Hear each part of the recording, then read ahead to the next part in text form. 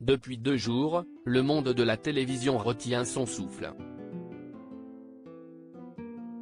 Hospitalisé pour des tests de contrôle en lien avec ses importants problèmes de cœur, Michel Drucker inquiète. Mais jeudi 9 février 2023, le mythique animateur a accepté de donner quelques petites nouvelles à Midi Libre. Et selon ses propres dires, il va bien. D'ailleurs, il affirme fermement que toutes ces inquiétudes n'ont pas lieu d'être et qu'il sera très bientôt de retour. J'ai un mental de guerrier. Je pense pouvoir rentrer chez moi dans quelques jours, a-t-il assuré à nos confrères sans pour autant rentrer dans les détails des examens en question. Il faut dire que l'époux de Dany Saval a déjà vécu bien pire. En 2020, il avait notamment été hospitalisé et alité pendant 3 mois suite à une endocardite infectieuse, puis un triple pontage suivi de l'infection très grave de sa cicatrice. Une situation dramatique qui a bien failli lui coûter une jambe et sa vie.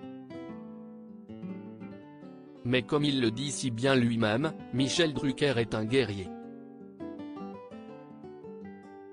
Au terme d'une rééducation dantesque et d'une longue période de repos forcé, l'animateur avait finalement réussi à se remettre et à reprendre les tournages. Aujourd'hui de retour à l'hôpital, il assure que le scénario sera le même qu'il y a 2 ans. Un homme solide, mais Michel Drucker sait aussi qu'il n'est pas invincible.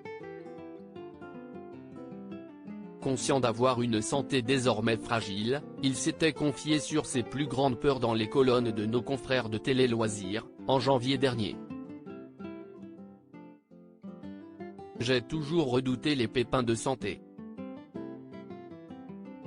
Avec ce qui m'est arrivé, si est bon, j'ai donné. La peur qui persiste, si est celle de disputer le combat de trop, expliquait-il alors avec le plus grand sérieux. Si l'on en croit ses affirmations, son hospitalisation actuelle n'a cependant rien de grave. Inutile donc de se faire un sang d'encre pour le taulier de la télévision française. En attendant d'autres nouvelles, les fidèles téléspectateurs pourront tout de même regarder des rediffusions de Vivement Dimanche qui seront proposées pendant 2 à 3 semaines.